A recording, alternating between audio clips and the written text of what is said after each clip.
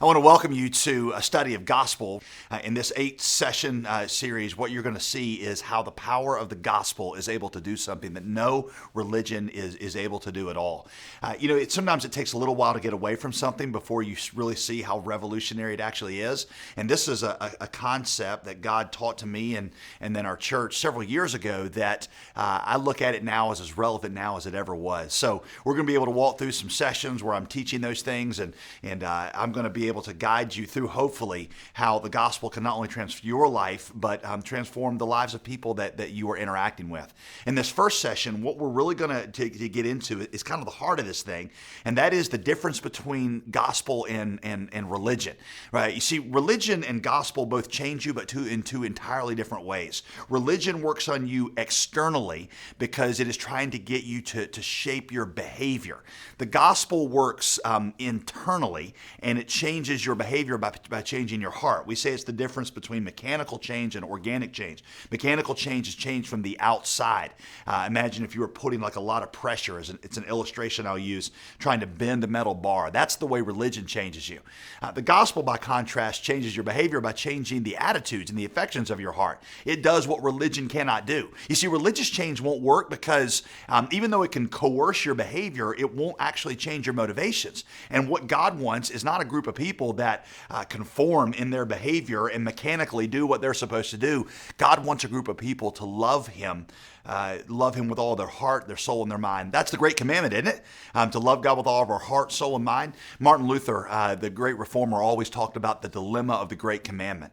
The dilemma of the great commandment is God is commanding us to do something that by definition we really can't be commanded to do. Because if we love something, then we don't need to be commanded to do it. You never have to command me to eat a steak or to kiss my wife or to take a nap, play with my kids. I love those things.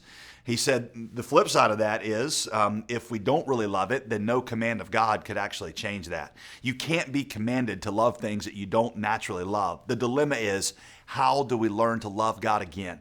That's what the law cannot do. The law is like railroad tracks that show us the direction we're supposed to go, but they're powerless to move the freight along the tracks. The gospel is the power that changes the heart so that we learn to love God, and it gives us the power where obeying the commandments of God become instinctive.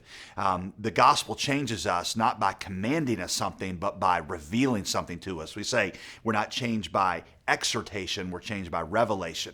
We learn to love God, Scripture says, 1 John 4:19, because He first loved us. Growing in our awareness of the love of God is what will produce love for God in us and through us. So in this first session, we're going to get into the heart of that, and you're going to see how the gospel is able to do something that religion and the laws of God even themselves are not able to do.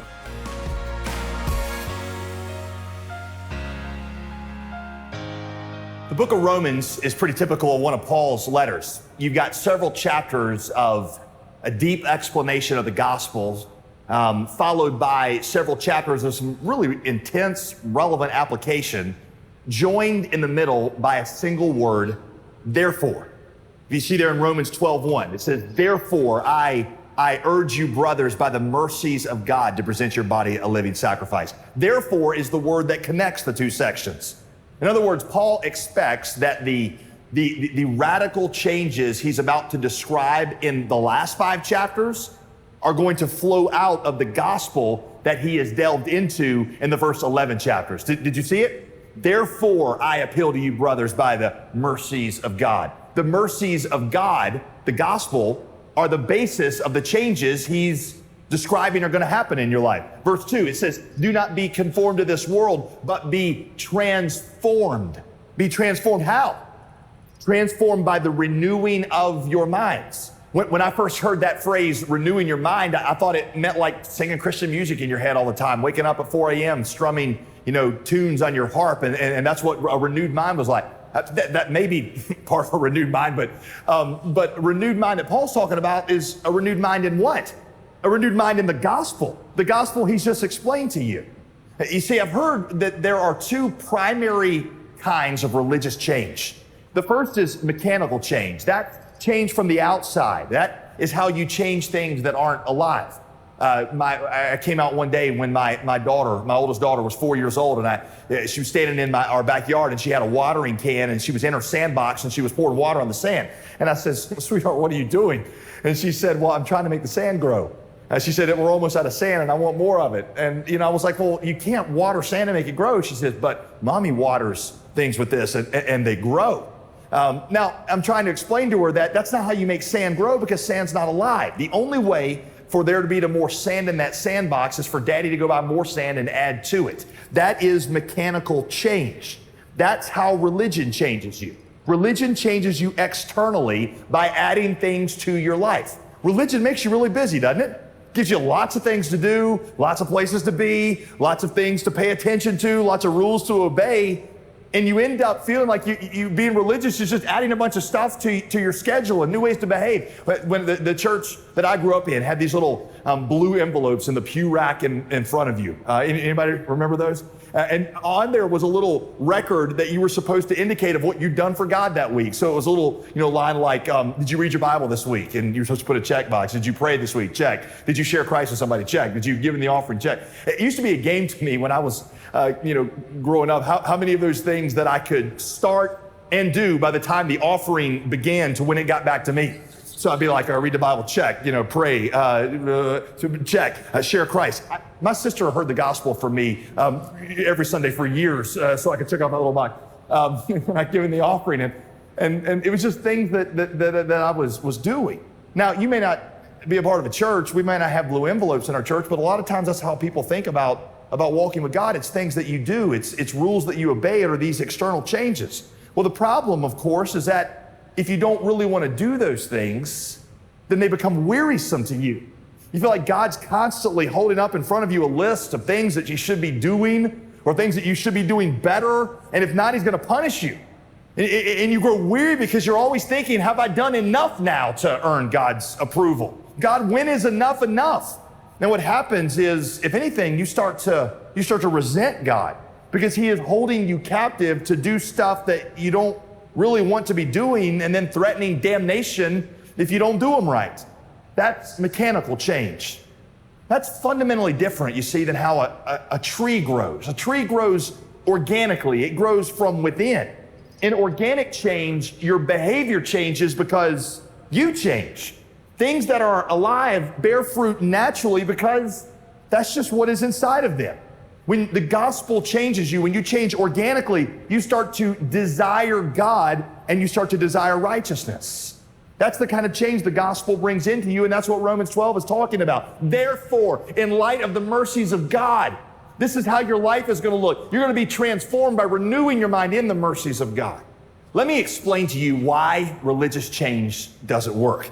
In order to do that, let me first delve into the nature of what's wrong with us. Romans says that our original sin was what? You know it? Our original sin was idolatry. Romans 1:23 says that our first sin was that we worshiped and served the creature more than the Creator. In the Garden of Eden, Adam and Eve's first sin was they worshiped and served the tree of knowledge of good and evil and desired that more than they desired God. Now, you might have a problem seeing that because you're like, well, I don't see them like in the Garden of Eden bowing down to the tree, oh tree, we worship you. But that's because a lot of times we don't understand what worship actually is. You worship whatever you deem to be essential for life and happiness. You worship whatever it is that you feel like you could not live without. For Adam and Eve, it was a certain kind of tree. They thought, we need the tree of knowledge of good and evil for happiness. For you and me, it might be any number of things. It could be money. It could be marriage. It could be having children. It could be the praise of others. It could be achieving a certain status at work. It could be a certain accomplishment that you make. It could be some sensual or sexual pleasure. And that thing becomes so important to you that you feel like you couldn't live life without it, and it begins to drive your behavior. It begins to control your emotions. You have to have it. And you begin to desire that thing more than you desire God. You see, ultimately, that's what's behind all of our sin. There's something you place a greater weight on than you do upon God. And see, if you try to correct the behavior without first correcting the heart, then you'll just end up using God at best. You'll serve God because you want to get something from him, not because you love him. You'll serve him because you want to keep him off your back. You want to avoid punishment. You want him to bless parts of your life. And that becomes very wearisome to you, and it's also not pleasing to God. When I was in high school, I started to date a girl that I just really wasn't, I guess, that into. We didn't really seem to have chemistry. We never had what we called back then the DTR, the determine the relationship talk. And so I wasn't really sure of our status. And the crisis came when we were still kind of dating around Christmas time. Now, every guy knows that if you're dating a girl at Christmas time, you are obligated to get her a gift, right? But I wasn't really sure if we were officially dating or not. So I was supposed to see her 2 days before Christmas. And so I had this terrible thought. I'm like, am I supposed to get this girl a Christmas present? Because, if she gets me a Christmas present and I don't get her one, then I look like a dirtbag. But I don't want to drop $70 on some girl I've got no future with. So I'm driving out to see her. She lived 45 minutes away from me. And I swung into the mall and I ran in and I went into a sporting goods shop, and there I saw it. It was perfect. It was an Adidas neck warmer. You wore it when you went skiing. It said Adidas in great big letters right here. It was $7. $7. I thought, that's perfect, because that looks like it's a lot more expensive, and I'm gonna buy that, and if she gives me a Christmas present, I'm gonna give that to her, and if she doesn't give me anything, that puppy's mine. So I got it. I wrapped it up, boxed it up, put it in my back seat under, when nobody could see it. I drove the other, 40 minutes out to see her. I go up, I knock on her door. She opens the door. First thing out of her mouth, I got you a Christmas present. I was like, I got you a Christmas present too. And she ran and went underneath her Christmas tree, and she pulls out this beautifully wrapped box. And I'm opening it up, and when I open it up, I hold up, to my horror, I could tell, I'm not a clothing connoisseur, but I could tell that was an expensive sweater. It was a top of the line piece of clothing. And she's like, do you like it? I said, I love it. And she said, oh, well, where's my gift? And I said, I left your gift at home. Of course, it's in the back seat of my car, but I'm thinking, then I get to go home, and then I get to go out and buy a new gift and mail it to her. She said, we really don't have any plans tonight. My parents aren't here, so we can't stay here. So maybe I haven't seen your parents in a long time. Maybe we should drive back to your house and you could just give me the gift there. I said, that sounds like a great idea. And so we get in the car, drive 45 minutes home. I walk into my house. I told her, would you wait here for a minute? I go in to see my mother, and I'm like, Mom, do we have anything that we were going to give to, I have a younger sister who's 3 years younger than me. So do we have anything we were going to give to her that she didn't know about yet? And my mom said, like what? I said, I don't care, just something that costs like $50 or something. So my mom goes digging through the closet, comes up with something, puts it in a box, put this girl's name on it, takes my sister's name off, puts this girl's on. I go walking out in the thing, I'm like, here's your gift. And she opens it up, and sure enough, it's a nearly identical in level, piece of clothing. Now, let me ask, especially you girls, let me ask you a question. This is a very upstanding girl. She's very respectable. Do you think, had she known the circumstances of that gift, do you think she would have been honored and flattered to receive it? Do you think it would have brought joy to her? No. She would have been insulted by that. She had no idea, at least until this Bible study series has come out, and she's sitting in some living room somewhere listening to this or something, but she would not have received that, because no girl wants to receive something that is given to her out of obligation. Somehow we think God is different, that God is pleased and he's glorified when we do a bunch of stuff for him that we don't really want to be doing. That is wearisome to us. It's also not pleasing at all to God. What God desires is a heart that desires him. All right, so our original sin was idolatry. Well, what was the first effect of our sin? The first effect of our sin, if you remember back from the Garden of Eden, was a sense of nakedness. Now question, were they naked before they sinned? Yeah, but they weren't really bothered by their nakedness. Why not? The early church theologians had a great answer to this. They said that their nakedness didn't bother them because they were clothed in the love and the acceptance of God. Now, having been stripped of that love and acceptance, now they felt ashamed. Now they felt like something was missing, something was wrong. God's approval was no longer on them, and so they felt naked and ashamed. And so what did they do? Well, they did what you do when you feel naked, if you're normal. What do you do? What do you do if you feel naked? If you have a problem sleepwalking and you wake up at Super Walmart at 3 a.m. and you're buck naked, what do? You're like, oh, well, I'm here. I might as well pick up some stuff for the house. No, you cover yourself. Adam and Eve immediately looked for a covering to take away their shame. That's actually a pretty good picture of the human soul. The human soul has a sense of nakedness, a sense of shame.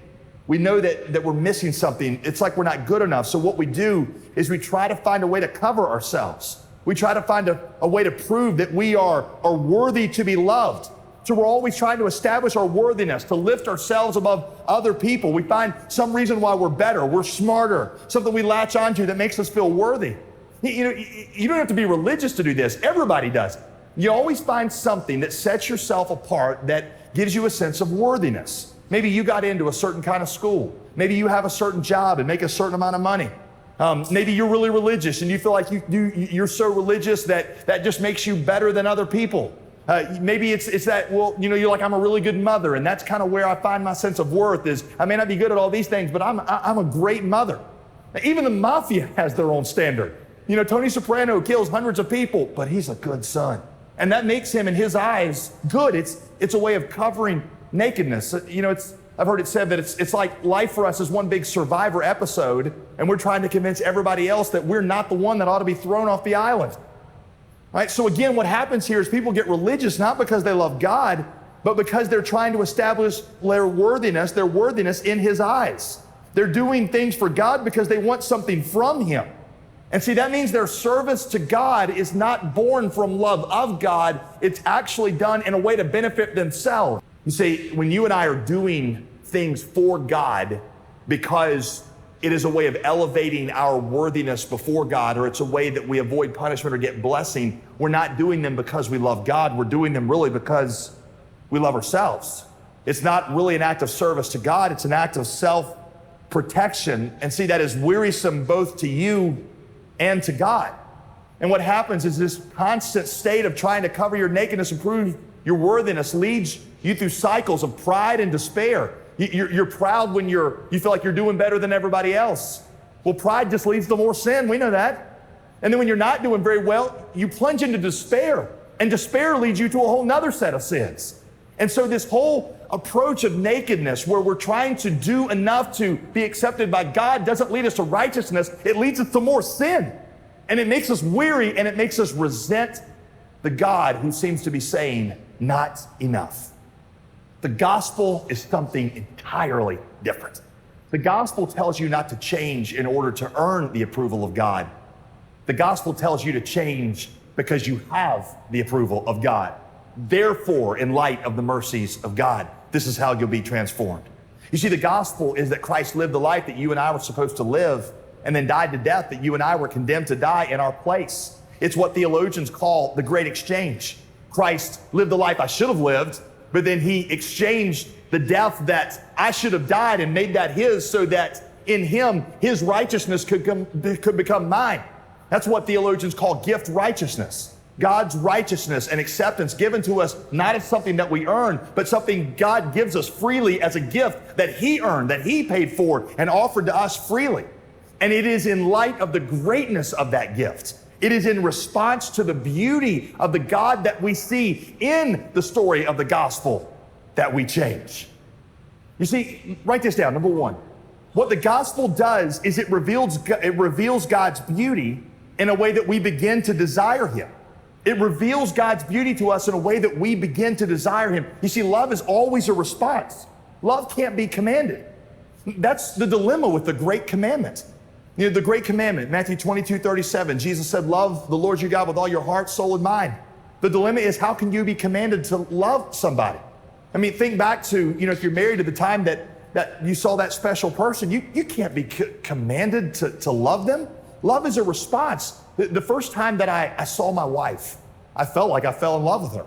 I saw her beauty. I saw things about her character. The more that I've gotten to know her over the years, the more in love I've fallen with her, because love is a response to beauty. The story of the gospel shows you God's beauty so that you begin to desire Him. It awakens in you the understanding of the beauty of God, and that calls forth these affections for Him. Number two, the gospel reveals God's mercy so that we begin to love Him. The gospel reveals God's mercy so that we begin to love Him. D. Martin Lloyd-Jones, another British pastor of the 20th century, explained it this way. He said, if you were out of your home and there was a friend at your house, and when you got home, the friend said, somebody came to the door and you owed them some money and I paid that for you. What's your response to that friend? Well, it depends on how much they paid for you, right? If they're like, hey, you had some undue postage, I paid 37 cents for you, then you slap them on the back, you say, I appreciate it, right? If they say, actually, it was the IRS, you owed 10 years of back taxes, and they were going to take you to jail, but I paid off your debt entirely, so you're actually free of your debt, and you're not going to jail. Then you don't just slap them on the back and say, thank you. You fall at their feet and say, command me, right? The gospel reveals the mercy of God in a way that it moves us. We begin to love him. So you see, there's your therefore. Therefore, in light of the mercies of God, if your eyes are open to the beauty of God and the mercy of God revealed in the gospel, that you begin to love him. Our love for God is a response to his great love for us. That's what the Apostle John said in 1 John 4:19. We love him because he first loved us. Love toward God grows out of an experience of the love of God. Jesus would say it this way in John 15. He said, if you abide in my love, then you'll bear much fruit.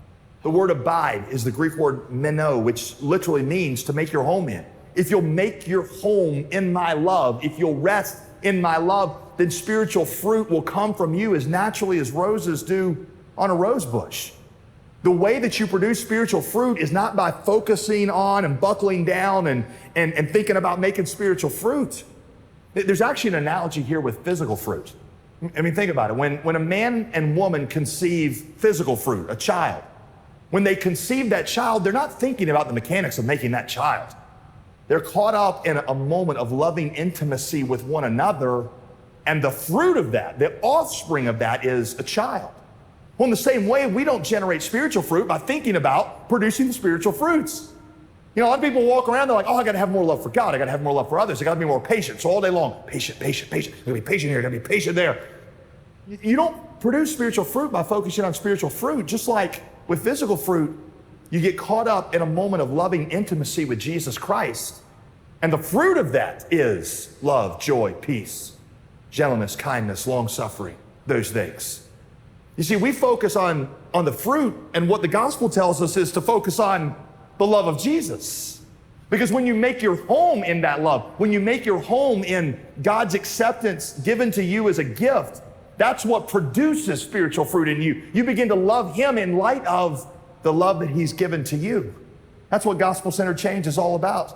Gospel-centered change is not about giving you a list of things that you need to go and do for God. Gospel-centered change is about you standing in awe of what God has done for you. You see, listen, God is not just after obedience. He's after a whole new kind of obedience, an obedience that is born from desire.